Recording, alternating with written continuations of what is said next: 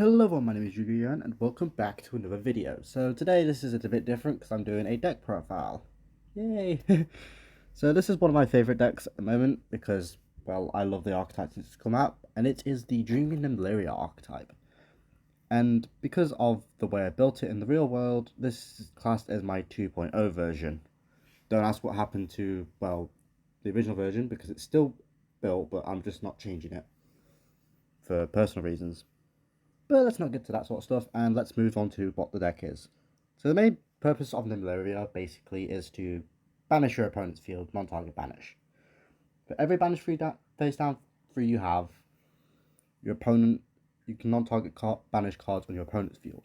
Now it's kind of a slowish play style, and it revolves literally around Dreaming Nemleria herself. But I'm not gonna lie, herself is basically a one card combo because she can't be ashed. Yeah, she can be cosmic. Was it cosmic cycloned? Okay, that's fine. But even then, the deck still has plays to continue. And to be funny, she can search the main continuous spell, being obviously Nemleria, Dreaming Tower of Princess Nemleria, which can be either from deck or from the graveyard, and plays it face on the field, and then she goes to top of extra deck. So obviously with the continuous spell, you obviously get to search a lot of level 10 beast. By ban up to 2 level 10, well, add 2 level 10 beasts with different names from deck to hand.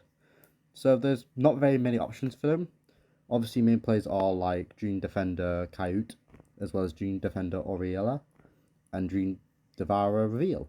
But you can also add, obviously, the Earthbound Immortal Kusalu, I hope I said that right. But again, that's only half the deck. And I'm saying half as a nice thin line. Obviously, at the Earth with the Earthbound, I'm putting it at 1 because, let's be fair, you don't really need more than 1. And kind of having it in your hand is just clunk at that point. Because let's be fair, it's a 2 tribute sacrifice if there's no field spell, but because Tempire is running Rampage at the moment, there's always going to be a field spell. So yeah, you don't have to worry about that. It can attack your opponent directly, so 3 damage, and if you want to, if it is attempted to be destroyed, tribute one other monster instead, and if you do, half your opponent's life points. Which, from what I understand, that is not a once per turn effect. So yeah, that's funny. Reveal automatically special summons itself, but it locks you into pendulum monsters. Prevents you special summon from the next deck except pendulum monsters. There's a very key reason why that is said like that in a bit. Obviously, this special summons itself and gives it a 500 boost for every monster your opponent controls. Reveal sets your traps. Coyote basically is a protection of targeted effects and just negates the effect, which is kind of funny. Reality of Nemleria Realized is basically a 100 attack point boost for every base down card you have in your extra deck, so it's kind of a starter-ish. But if it's one of your, if you don't get Nemleria in hand, then you can do other things. So if this card is special summoned, you can either add Nemleria to the top of it, Dreaming Nemleria to the top of extra deck, or book them in a card face down in your opponent's field. Well, it says any other face-up monster in the field, so it can even be your own stuff that you don't want it destroyed.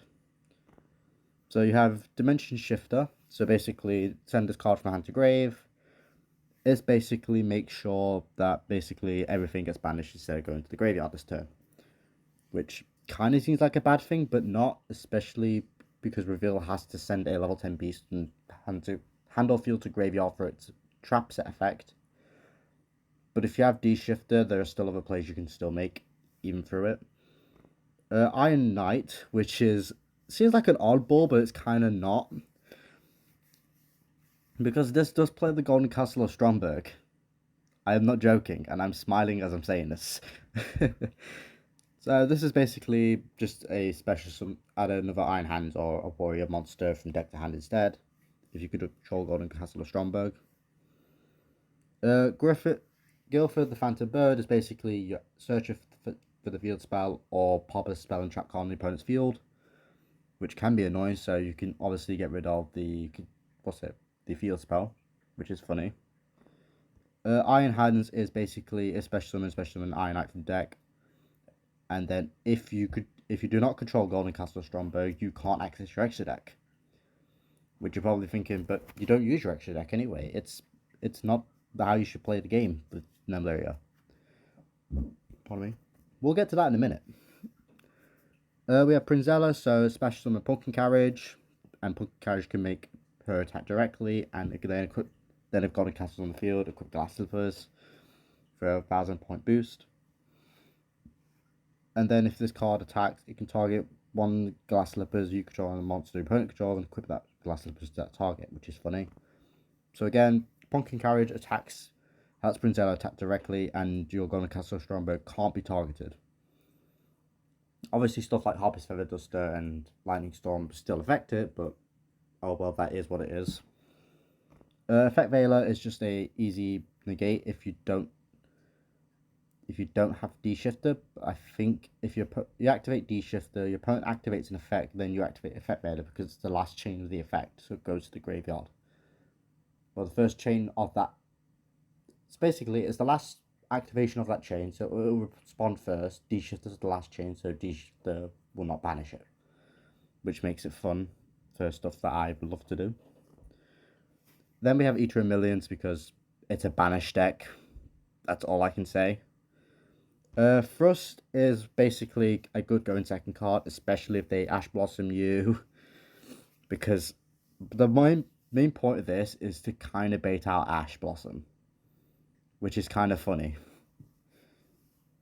Because with this, you can just add Sweet Dream Nemleria, which adds a Nemleria monster from deck to hand, and then if you had Dream Nemleria face with the extra, your opponent cannot activate cards and effects the turn then Nemleria monster is normal special summon, so they can't activate cards in response to that summon.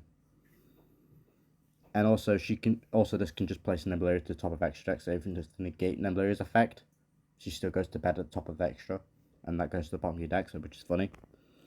Terraforming is again just kind of an Ash bait or a triple tactic thrust target.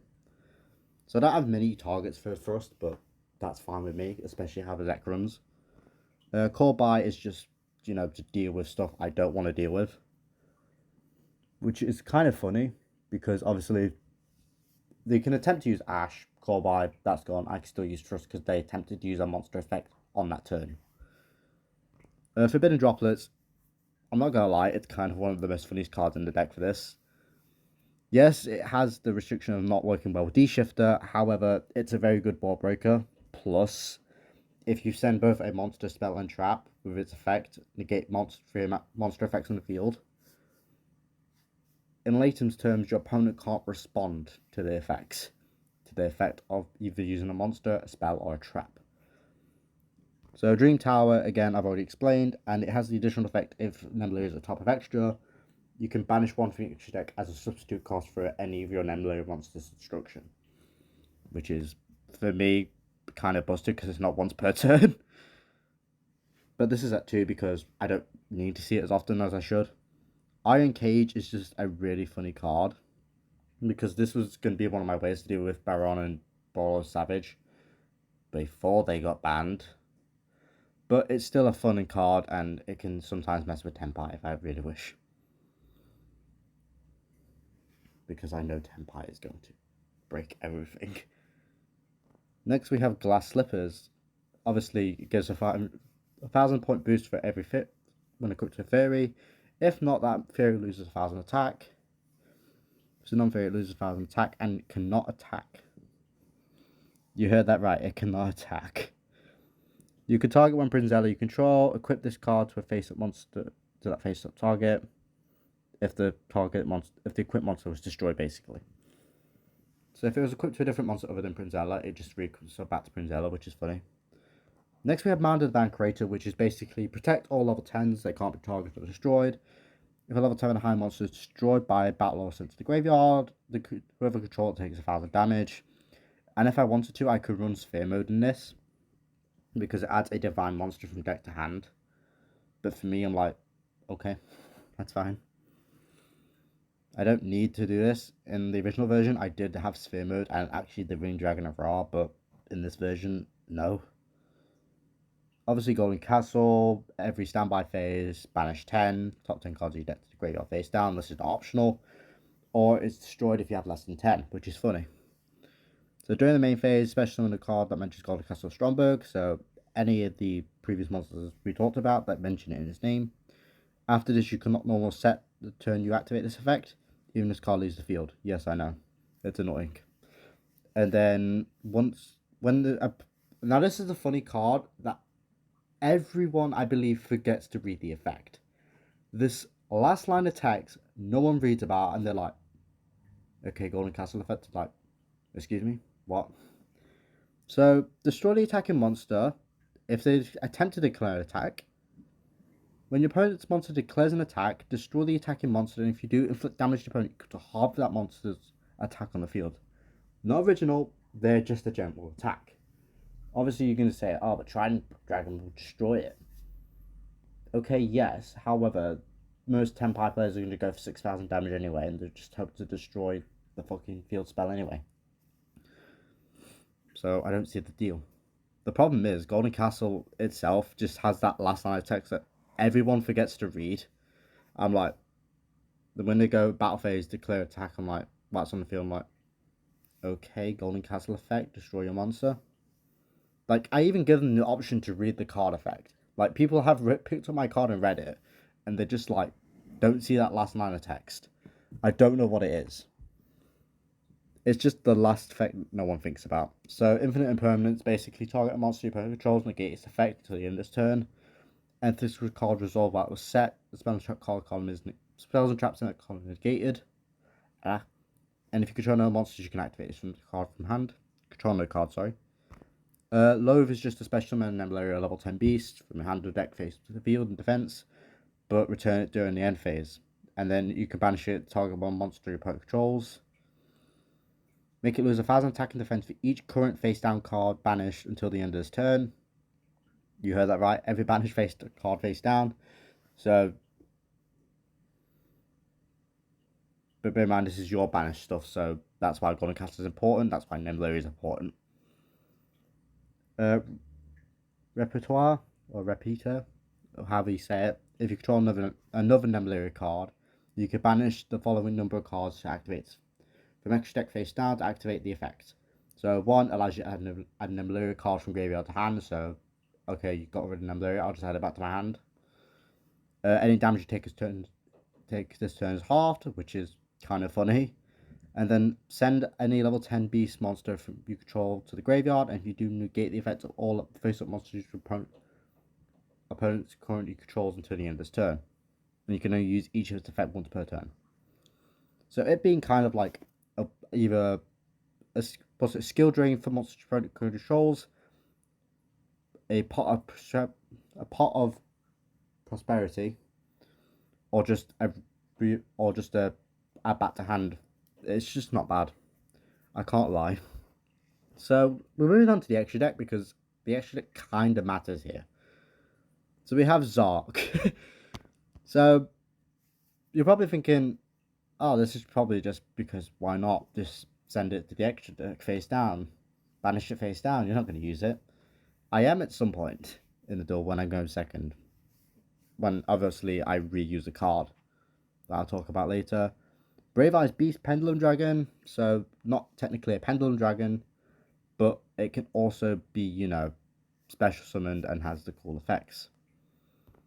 Starving Venomy Dragon can actually be summoned, surprisingly, because the funny thing I recognised is it locks you into Pendulum monsters from the extra deck special summoning them. That even includes your Fusion, Synchro, and Xyz Pendulum monsters. So you can summon them with free will without any problem, which is funny. I do actually find that really funny. I do find that really funny, but, you know, whether I do or not is up to me. Next we have Crystal Clear Wing Synchro Dragon. So again, this is just another funny tech pick, so it's an Omni Negate plus, yeah, it's just an Omni Negate, I can't lie. And then if it's destroyed, add a winged monster from deck to hand, so, you know, Gilf the Phantom Bird. Clear Wing Fast Dragon is again another easy summon, but Obviously, it requires a tuner. Effect Vader's a tuner. Ash Blossom's a tuner. You know, just use anything that's like a tuner for a synchro summon of this. But to be fair, it's not bad, but it's kind of terrible at the same time. It's got a quick effect of bouncing back a card to the extra deck. So you can just do it on a Trident Dragon, basically. But obviously, you need to summon it first, and then your opponent has to get around it, and they'll probably destroy it anyway. But it's a good way to bounce back extra cards, and then, well, make their attack become 0, and also negate the effect of that face-up monster's effect. So, yeah, it kind of counteracts it. Odd Eyes Rebellion Xyz Dragon is just a really funny card, in all honesty, for me.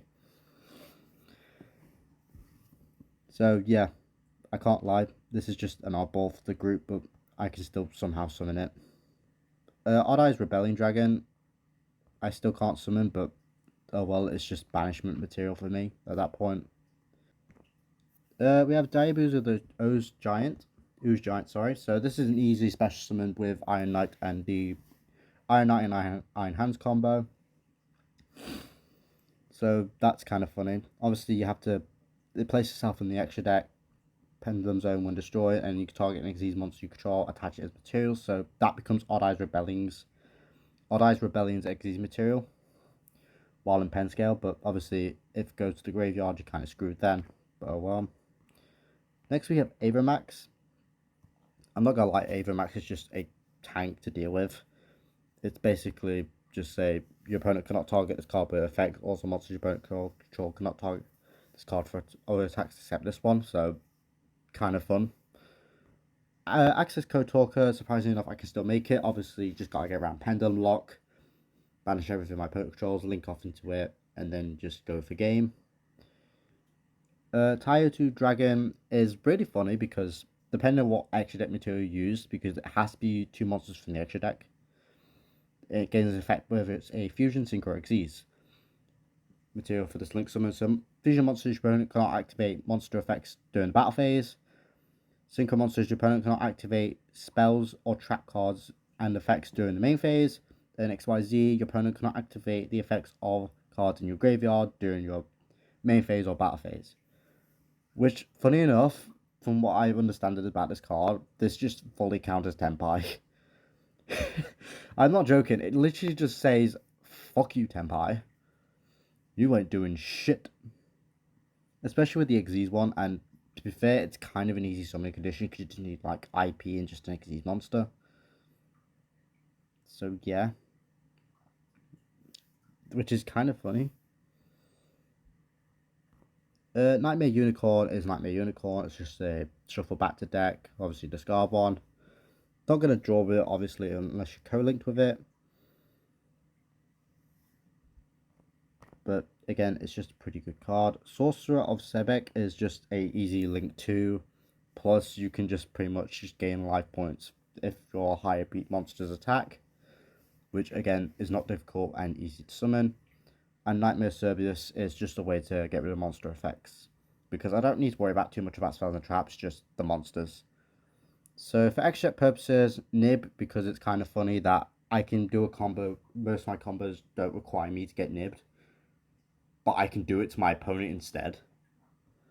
Vanity Ruler, because this just counters almost every deck in the format, minus Flunderies. Which is kind of funny. So basically your opponent cannot special summon. Ash Blossom's Ash Blossom, plus it could be used for secret material for clearing fast. Battle Fader, because I'm not dealing with Tenpai. Super Poly, because it's just a speed spell 4. Your opponent can't activate cards in response to its effect. Sorry, neither player can activate cards or effects in response to this card's activation. Quaking Mirror Force, because again, it's just block the attack, everything gets flipped back face down. Soul of the Supreme King is just special summons Arc, ignoring summoning condition.